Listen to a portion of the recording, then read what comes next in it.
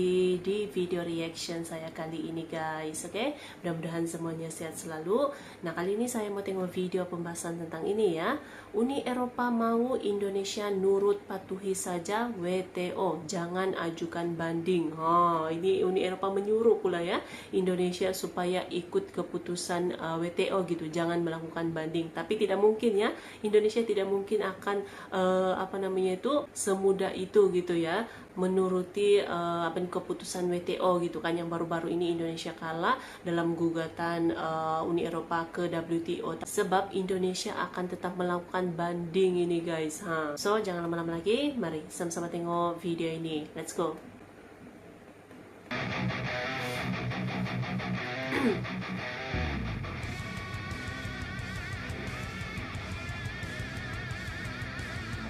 Uni Eropa harap Indonesia taati aturan WTO. Hey, hola Indomax Indo Magazines. Oke, 3 berita yang cukup panas.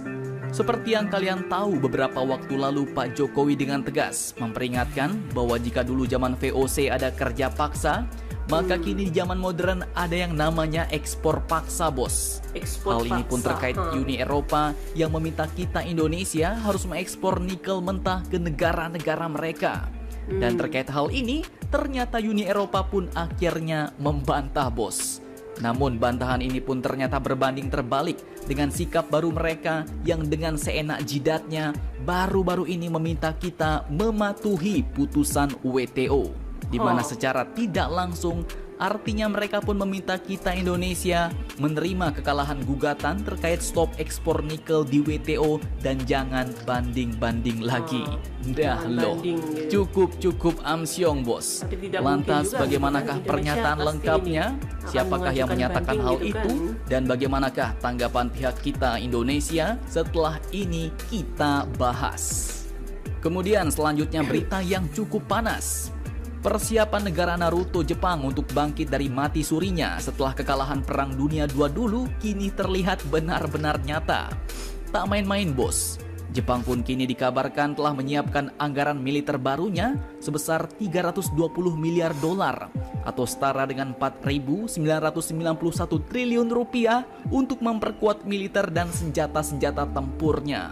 Nah, lantas akan digunakan untuk apa sajakah anggaran Jepang sebanyak itu? Penasaran? Cus! Tanpa banyak bacor, mari kita bahas berita lengkapnya satu per satu, bosku.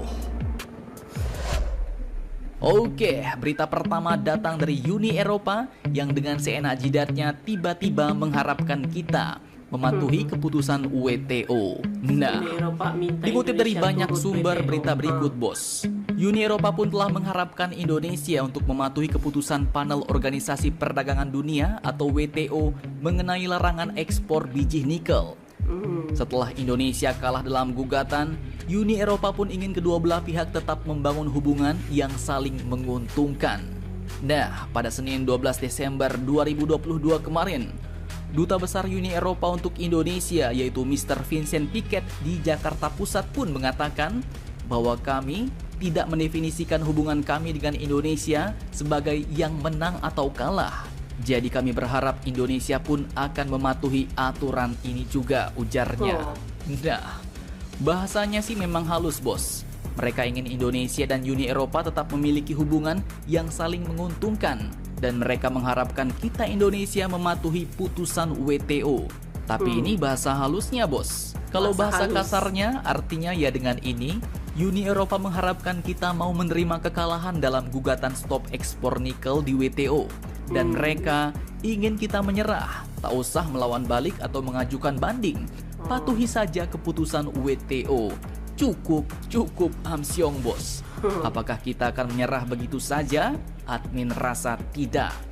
Jika dulu ada kerja paksa di zaman VOC, kini ada ekspor paksa. Dan pastinya Indonesia pun tak mau disamakan dengan zaman dulu, bos. Kemudian, ketika ditanya soal tudingan ekspor paksa biji nikel, Dubes Vincent Piquet pun langsung memberikan bantahan dengan mengatakan tidak sama sekali. Ini dunia yang bebas untuk mengekspor di marketplace sesuai dengan hukum, ujarnya. Nah, lantas bagaimanakah tanggapan pihak kita Indonesia soal ini? Oke, admin kutip dari banyak sumber berita berikut bos. Salah satu pengusaha muda sektor minerba asal Sulawesi Tenggara sekaligus pengurus Badan Hubungan Legislatif Kadin Indonesia, yaitu Bapak Muhammad Fajar Hasan pun menyayangkan pernyataan Dubes Uni Eropa Mr. Vincent Piquet di media massa ini bos, bahwa Indonesia harus menaati aturan WTO. Beliau pun mengatakan, perlu diketahui bahwa posisi Indonesia dan Uni Eropa di forum panel WTO setara. Dan oleh karena itu, Uni Eropa pun harus menghormati Indonesia.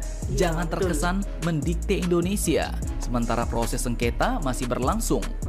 Uni Eropa seolah-olah sudah merasa menang, padahal faktanya putusan WTO tersebut belum final karena Indonesia masih melakukan upaya banding. Dan dalam tata krama diplomatik, seorang dubes tidak etis mengeluarkan pernyataan seperti itu, ujar beliau. Nah loh, cukup pedas nih bos. Ternyata keputusan WTO itu pun belum final dan posisi Indonesia versus Uni Eropa di WTO ini pun setara. Jadi sebenarnya tidak etis Uni Eropa menyuruh-nyuruh kita untuk mengikuti keputusan WTO yang masih belum final ini bos. Seolah-olah mereka paling benar dan kita harus ikut apa kata mereka. Zaman sekarang Indonesia tak bisa digitukan lagi bos. Hal ini pun juga ditekankan oleh Pak Jokowi di KTT Brussels kemarin, bahwa tak boleh lagi ada pemaksaan, tak boleh lagi ada yang mendikte dan menganggap standar mereka lebih baik. Mantap jos. Oke guys, jadi telah dia video pembahasannya ini. Jadi itu dia ya pernyataan daripada Dubes Uni Eropa di Jakarta gitu, dimana katanya itu minta Indonesia untuk taat tuh, untuk patuhi putusan WTO. Padahal ini kan belum final lagi gitu ya, dia punya putusannya masih lagi boleh mengajukan banding. Tapi ini Dubes Uni Eropa di Jakarta tuh sudah minta gitu ya, macam menyuruh lah gitu ya, menyuruh Indonesia supaya ikut putusan yang dibuat oleh WTO. Walaupun ini belum final kan, masih prosesnya itu masih berlangsung gitu ya, belum final lagi, belum akhir lagi gitu. Tapi tidak mungkin juga lah gitu ya, tidak mungkin juga gitu Indonesia akan ikut semata-mata gitu ya putusan WTO, pasti akan melakukan banding juga gitu ya, sebab kan Indonesia memang tidak akan stop melakukan hilirisasi gitu. Jadi Indonesia sekarang itu memang sudah cukup berani gitu ya untuk menyuarakan suaranya, terutamanya kepada negara-negara besar seperti Uni Eropa ini ya. Jadi Indonesia tuh sudah sangat berani gitu sekarang. So terima kasih banyak sebab kamu sudah menonton video ini. Jangan lupa macam biasa untuk support channel saya dengan subscribe, like video ini, dan jangan lupa untuk komen juga. Oke? Terima kasih banyak dan kita jumpa lagi di video seterusnya. Assalamualaikum.